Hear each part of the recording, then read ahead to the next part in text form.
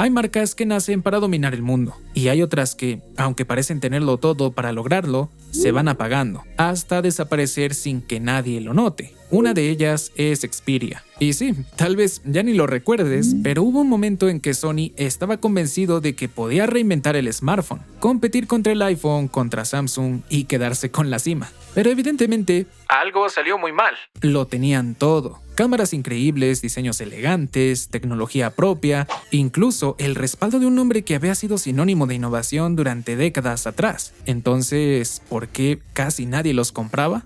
¿Qué fue lo que hizo que un teléfono con tanta historia, tanto potencial y tanto presupuesto acabara siendo irrelevante? Para entender por qué ya nadie habla de los Xperia, a pesar de que todavía existen, tenemos que regresar al inicio.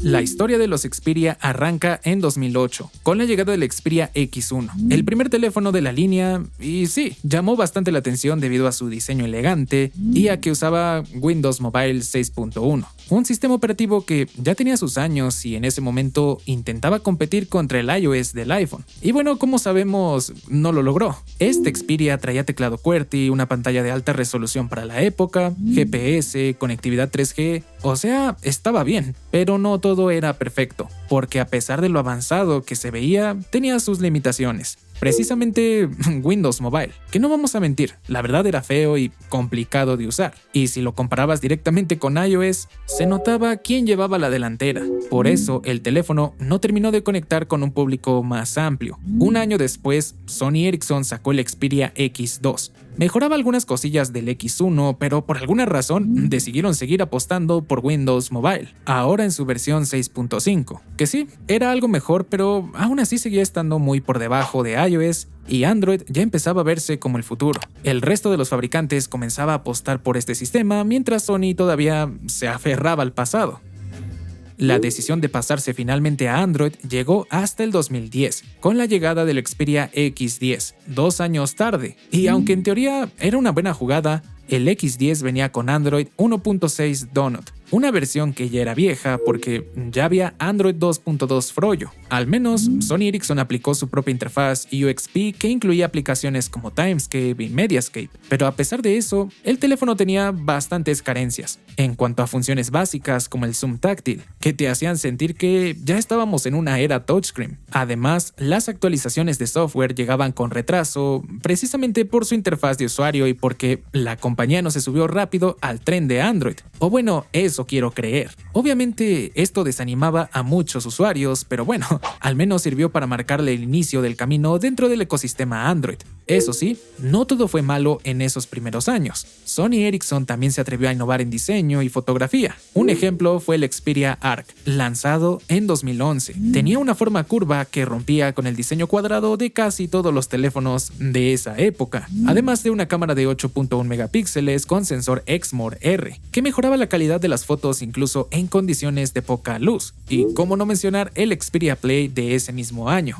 el primer smartphone gamer que incluía un control deslizable diseñado específicamente para jugar, como si fuera una especie de PSP. Aunque bueno, el teléfono no era la gran cosa, no había gran variedad de juegos especiales, fallaba bastante, tenía sus detalles. Por eso y porque costaba $700, no vendió tanto, aunque hay que reconocerles el intento, se la jugaron. Parecía que Sony Ericsson iba muy en serio y con todas las ganas de innovar, hasta que en 2012 Sony decidió comprar la parte de Ericsson y quedarse con todo. A partir de ahí, los Xperia quedaron bajo el nombre de Sony Mobile, y si te interesa conocer toda la historia detrás, ya tengo un video en el canal donde explico por qué se separaron, con todo el drama incluido y contexto de la época dorada de los 2000. A partir de ese momento es cuando la marca empieza a cambiar de rumbo. Ese mismo año lanzan el Xperia S, el primer modelo desarrollado completamente por Sony, un teléfono estéticamente muy bonito, con una barra translúcida en la parte inferior, detalle estético que en su momento impresionaba a cualquiera. El celular era un intento claro de entrarle con todo al mercado de gama alta, pero fue en 2013 con el Xperia Z cuando Sony intentó lo que podríamos llamar un reboot total. Este modelo ya venía con resistencia al agua, tapa trasera de vidrio y una pantalla Full HD, aunque IPS.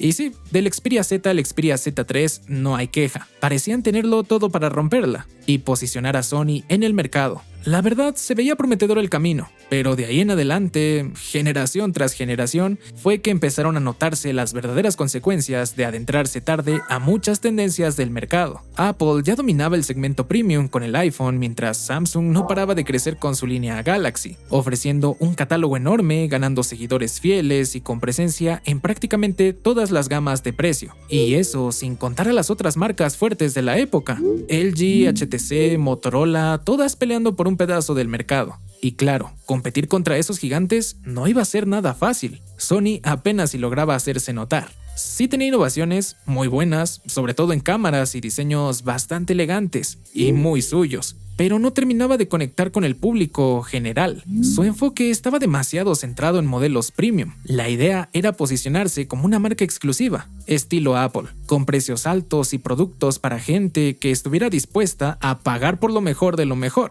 es decir, lo que le encanta hacer a Sony. Y bueno, les jugó bastante en su contra, y era de esperarse. Venían con esa mentalidad desde la época de los teléfonos con teclas. El problema fue que esa estrategia no funcionó del todo bien, ni en la primera década de los 2000, ni nunca lograron llegar a liderar nada. Y ahora, en un mercado de smartphones donde los usuarios buscan variedad, buen hardware y precios accesibles, ya te imaginarás o recordarás cómo les fue. Ese enfoque tan premium no solo alejó al usuario promedio, también espantó a sus aliados comerciales. Por ejemplo, en Estados Unidos, Sony sí llegó a trabajar con compañías como Verizon y AT&T, pero nunca quiso depender de ellas. Fieles a su estilo japonés, perfeccionista y tal vez controlador, prefirieron vender desbloqueados sus teléfonos y tener casi el control total, lo cual como consumidor yo veo muy bien. Pero siendo realistas, en un mercado donde la mayoría de los teléfonos caros se venden con plan, eso fue realmente tonto. Y ese mismo problema se repitió en más regiones. Poco a poco, Sony fue cerrando operaciones en América Latina, en China y hasta en Norteamérica. El resultado no podía ser más que otro: menos disponibilidad, menos promoción y menos gente interesada en comprar un Xperia. Pero ojo que no todo fue culpa de los mercados. Internamente también había caos. Uno de los errores más grandes fue la confusión con los nombres de sus teléfonos. En menos de una década pasaron de la serie Z a la serie X, luego a la XZ y después este sistema raro de Xperia 1, 5 y 10. O sea, ¿cuál es el flagship actual? ¿Cuál es el barato? ¿Qué demonios significan esos números? Apuesto que si le preguntas esto a alguien, no va a saber la respuesta. Y como si eso no fuera suficiente, en 2019 Sony fusionó su división móvil con la de video y audio, como forma de ahorrar costos. Así, para 2021, Sony Mobile como tal dejó de existir oficialmente. Todo esto no eran movimientos de una empresa que estaba apostando fuerte, sino más bien como ver a alguien que ya se rindió, pero su orgullo simplemente no lo deja abandonar. Los recortes del personal lo confirmaban, haciendo que ni sus propios empleados vieran un futuro muy prometedor con Xperia. Y mientras todo eso pasaba en silencio dentro de la empresa, afuera los consumidores ya notaban la decadencia de la marca. Se notaba que estaba perdiendo relevancia y su esencia. Y mira, yo creo que el problema clave de todo este enfoque fue su obsesión por mantener márgenes de ganancia altos. En lugar de ajustar precios para competir mejor, decidieron dejar los precios elevados, aunque eso significara vender menos. Por eso sus teléfonos se volvieron inalcanzables para la mayoría. Y peor aún, no olvidemos que para ese punto, un montón de marcas chinas entraron al mercado ofreciendo lo mismo o incluso mejores cosas por menos dinero. Otro gran tropiezo y tal vez contradictorio a lo que dije antes fue el diseño. Durante años, Sony se aferró a un estilo muy marcado y particular de los Xperia, con biseles enormes, serio, elegante, pero aburrido, mientras sus competidores experimentaban con diseños inmersivos, curvos, distintos materiales,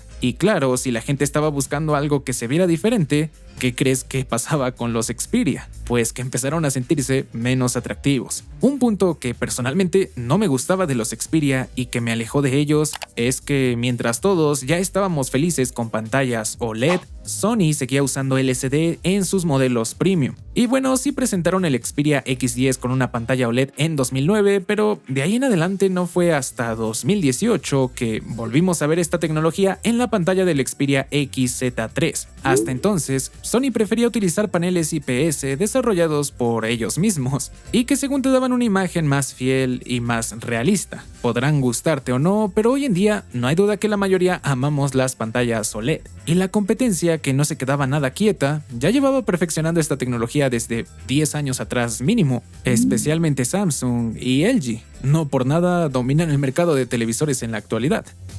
Y es algo sinceramente triste lo que le pasó a Xperia, porque no eran ni son malos celulares. Recordemos que todavía existen. Y mira, desde siempre Sony ha fabricado de los mejores sensores de cámara del mundo. Incluso marcas como Apple y Samsung los usan en sus teléfonos más caros. Y el resultado pues, es increíble. La ironía es que esos mismos sensores que han hecho brillar la fotografía móvil en otras compañías, en los Xperia no terminan de destacar. Porque una cosa es fabricar el sensor y otra muy distinta es procesar bien la imagen. Sony sigue apostando por una filosofía más purista, digamos, ofrecer imágenes neutras, poco procesadas, hasta si quieres en formato RAW.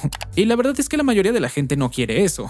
Por lo tanto, incluso en sus modelos más caros como el Xperia 1 7 o séptimo, entregan fotos buenas, pero sin ese retoque final, haciendo que sean teléfonos más que nada para un nicho tal vez de fotógrafos semiprofesionales. Como si fuera poco, la falta de publicidad también hizo lo suyo. Si bien Sony sigue siendo una marca muy reconocida en consolas y videojuegos, casi más que en electrónica de consumo, pero dejó de ser fuerte dentro del mundo de los smartphones desde hace mucho. Sin campañas potentes, la mayoría de los usuarios ni sabían que había nuevos modelos. Aquí puedo agregar que otro error grave fue el no construir un ecosistema de verdad. Y mira que tenían con qué: cámaras alfa, televisores Bravia, PlayStation, audífonos, bocinas, hasta laptops tenían, pero nunca supieron integrarlo bien. Claro que lo intentaron. Ejemplo de eso son las aplicaciones de PlayStation que venían instaladas, pero más allá de eso no había mucho. Mientras Apple desde años atrás conectaba todo sin complicaciones en su propio ecosistema, y Samsung o Xiaomi se armaban su propio universo de dispositivos inteligentes. Todo eso condenó a la marca. Para que te hagas una idea, en 2012 Sony vendía más de 34 millones de teléfonos Xperia al año. En 2023 apenas superaron las 800,000 unidades, una caída de más del 97%. Y no es que solo perdieron mercado, es que directamente la marca dejó de existir en el radar de la gente común. Todo esto demuestra una desconexión brutal entre su tecnología y su estrategia. Invertían para un público premium, pero no lograban justificar sus precios, y encima tampoco generaban interés. En lugar de ir por el mercado general, se encerraron en un nicho que, sinceramente, nunca fue suficiente para sostener una marca tan grande. Hoy Sony lanza 2 modelos al año y solo en regiones muy específicas. Ya ni siquiera compite con los grandes, solo intenta no desaparecer del todo.